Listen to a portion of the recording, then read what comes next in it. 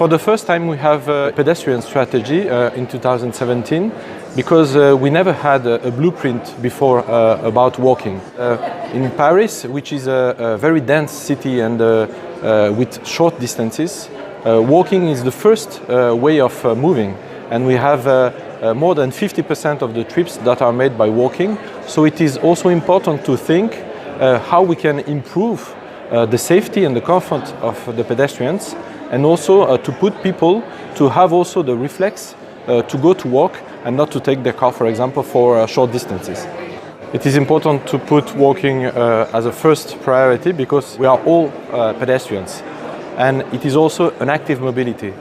So if we want to have a good health, if we want not to have a sedentary life, it is important also to put people on foot and to make them walk, because if we have a sedentary life with just driving cars, it's not good also for the public health. We have to develop mobility policies based on 3 pillars.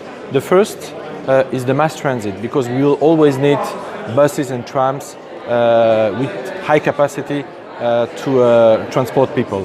The second is the shared mobility instead of having individual cars. And the third is the active mobility, meaning walking and cycling.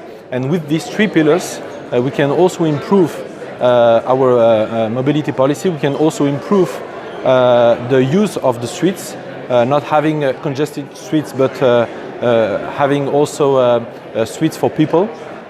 We have a lot of trips that are made by car for short distances, for 1 mile, 2 or 3 miles. And these distances should be made by public transport or by walking or by cycling. So we have also to shift towards a new way of transportation to have also a better quality of life and a better health in our streets and in our cities. I think that we can win this struggle about air pollution. It's a question of political will.